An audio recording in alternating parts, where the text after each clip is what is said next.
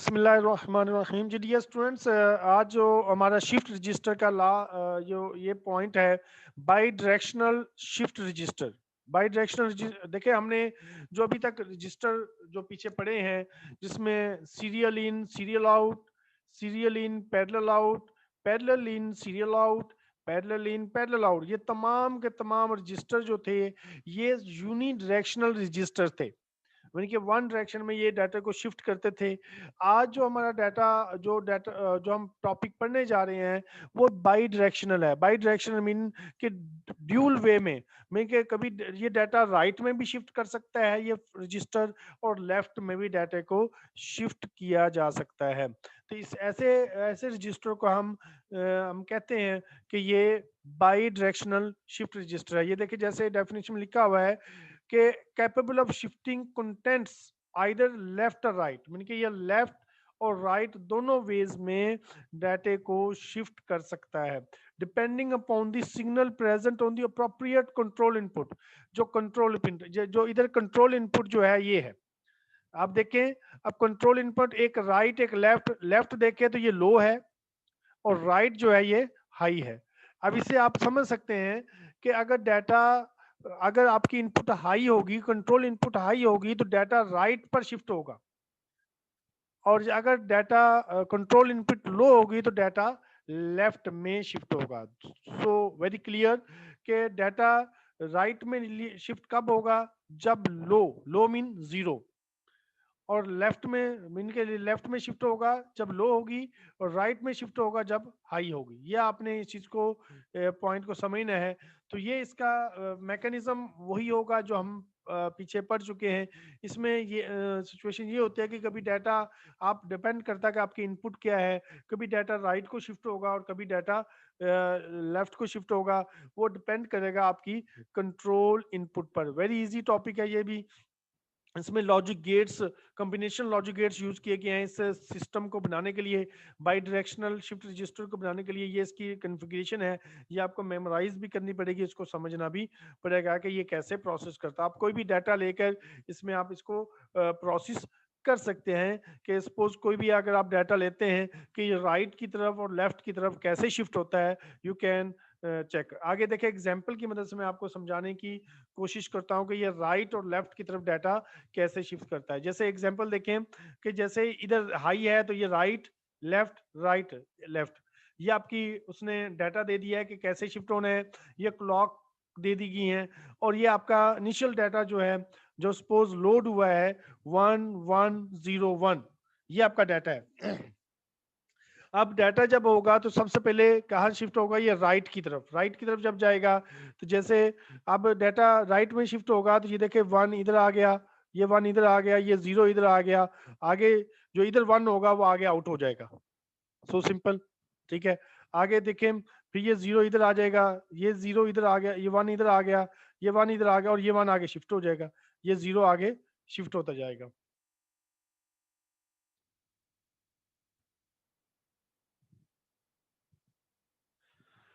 अच्छा, उसके बाद इसमें देखें कि आगे ये जो लास्ट में फिर देखें कि यस जी, यहाँ तक हो गया। आगे जब नेक्स्ट की क्लॉक की बारी आई तो अब ये लेफ्ट डाटा शिफ्ट होगा। अब डाटा क्या होगा? लेफ्ट। इस क्लॉक पर लेफ्ट कैसे शिफ्ट होगा? अब उसका लेफ्ट में जाना शुरू हो जाएगा। कि अब इधर से लेफ्ट कैसे जाएगा कि ये वन था, ये 0010 ये डाटा था।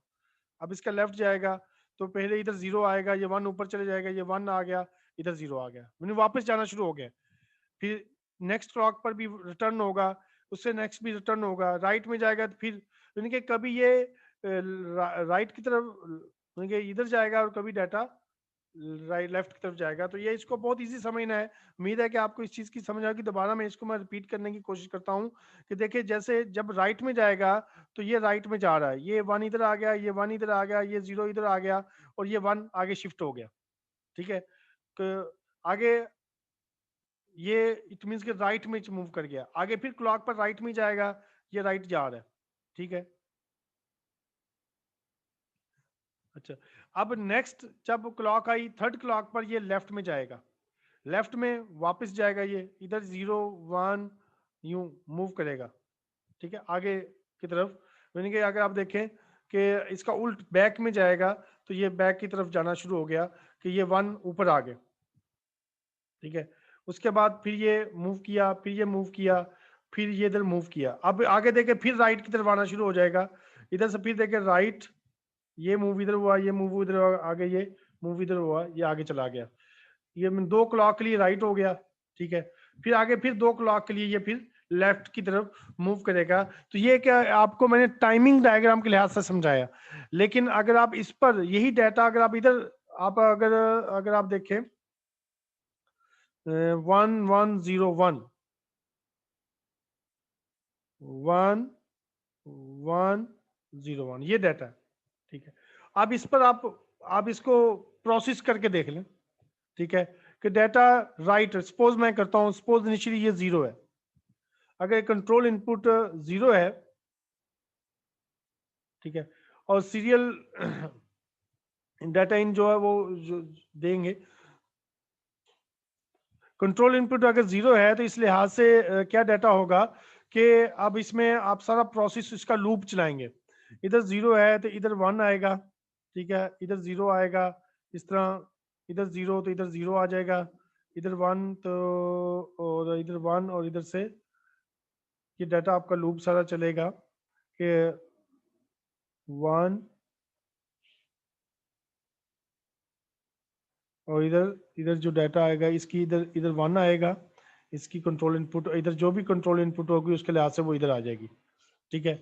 तो इस तरह ये दोनों आर होगी तो 1 0 आर, इधर वही आंसर इधर लोड हो जाएगा। सपोज इधर 1 है तो 1 1 1 और इधर 1, तो इस लिहाज से इधर डाटा 1 लोड आ गया। इस तरह इधर इधर इधर भी 1 आएगा, इधर 0 आएगा, इधर 1 आएगा, यूं डाटा इस पर ये लोड होगा। और जैसे ही आपका अब तो ये 0 दिया, अब क्लॉक पल्स देंगे, ये तो लोड हुआ ना, अब जब क्लॉक पल्स देंगे तो ये डाटा जो है आगे पहले इधर शिफ्ट होगा, यानी कि मूव करना शुरू कर देगा। पहले 1 आएगा, ठीक है, फिर 1, फिर 0 आएगा, फिर 1 आएगा, फिर 1 आएगा, ठीक है।